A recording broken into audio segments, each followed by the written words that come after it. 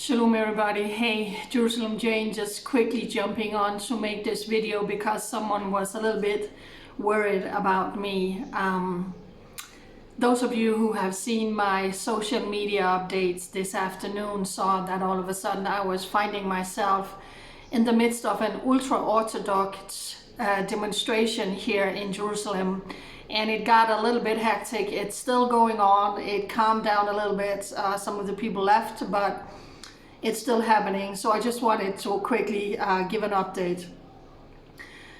I'm living in a complex just literally right across from the big Benjamin Hauma International Convention Center here in Jerusalem. I noticed around 3 o'clock that so many police cars were pulling in and officers were coming out, and more police and more police and more police.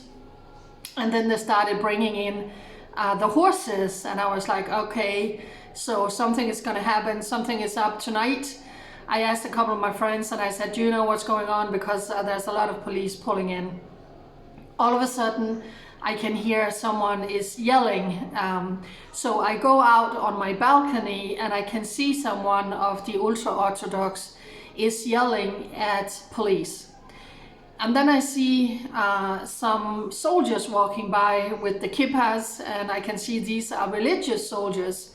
And I can see the demonstrators are actually yelling at the religious soldiers. So I was like, oh, okay, so this is what's going on.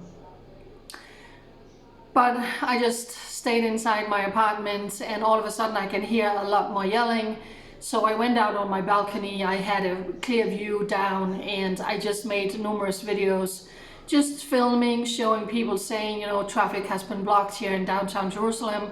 There is these ultra-Orthodox who are protesting. And then at one point, I went down on the streets. In the beginning, there was not a lot of police, but police came and they started moving these protesters because they were literally sitting down in front of traffic. They were sitting down in front of vehicles. They were sitting down in front of big buses. And every time the police removed someone, pulled them away, they just ran back, sat down, or someone else came and took their place. And again, every time a group of religious soldiers was walking by, they were the protesters, the ultra-Orthodox, was literally following them and yelling at them and shouting at them, which is, I think, is disgraceful.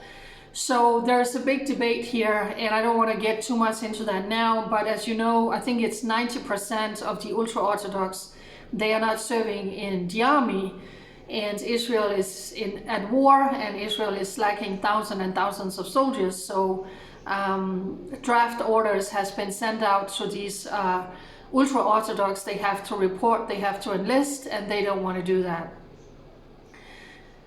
So tonight in the big convention center across the street, there is an event honoring the religious soldiers, the ultra-Orthodox soldiers in all the different units they are in, and that is why we have this protest tonight from the ultra-Orthodox. They are actually protesting against the soldiers who has enlisted in the army.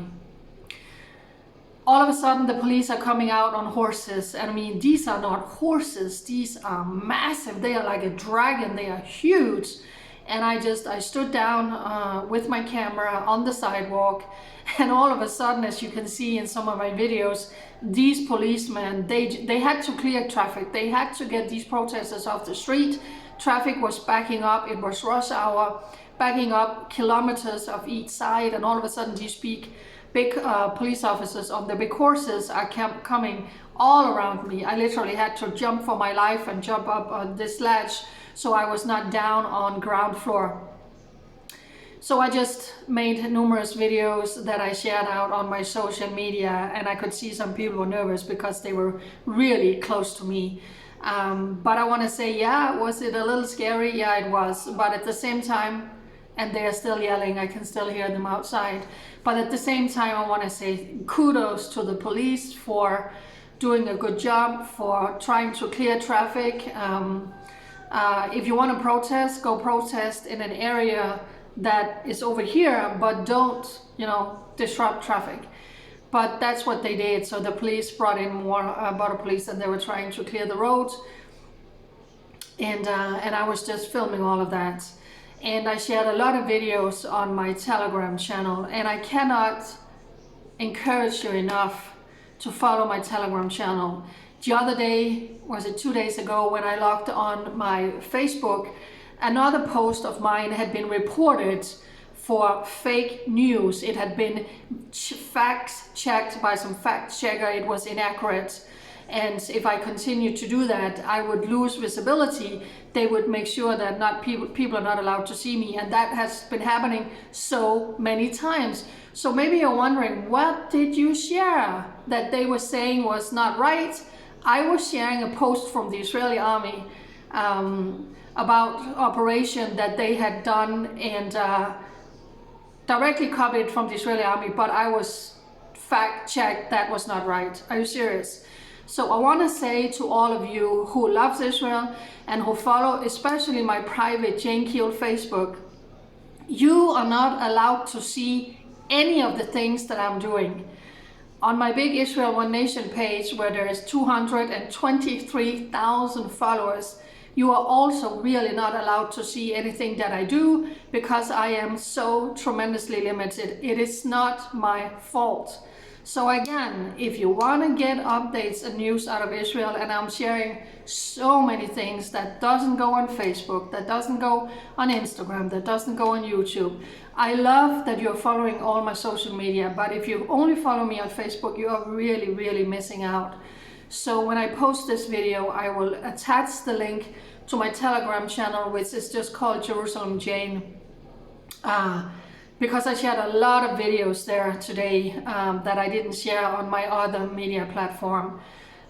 So yeah, I'm okay. Yeah, it was a little scary. Yes, I had the police right here, and then they came behind me, and these horses are massive, massive, massive.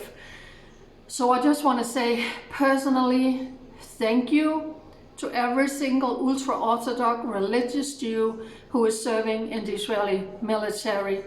We need you. We need thousands of soldiers. After October 7, I mean, we have lost, is it almost 900 soldiers who was killed?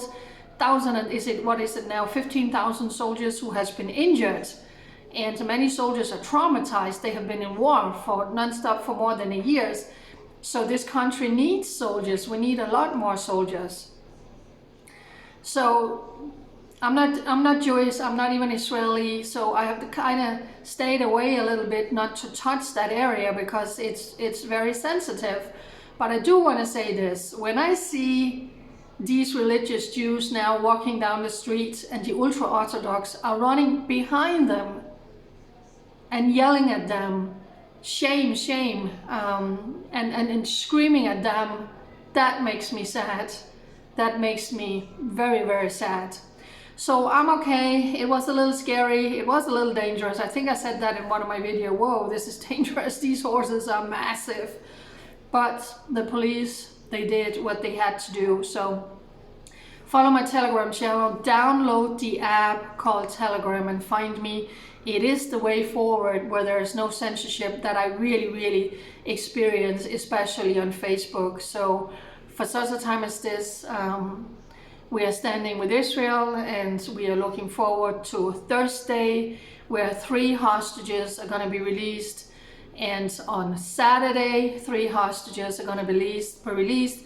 But Israel has to release again hundreds of cold-blooded terrorists who has been behind horrific bombing attacks and killing hundreds of Israelis. So it really is devastating. So I'm going to keep an eye out a little bit more of what's going on my streets, as this is probably still going on, and traffic was blocked in each direction. So thank you for asking about me and caring about me, being caught right in the midst of all of these male ultra-Orthodox demonstrating and big police on police horses. Bye.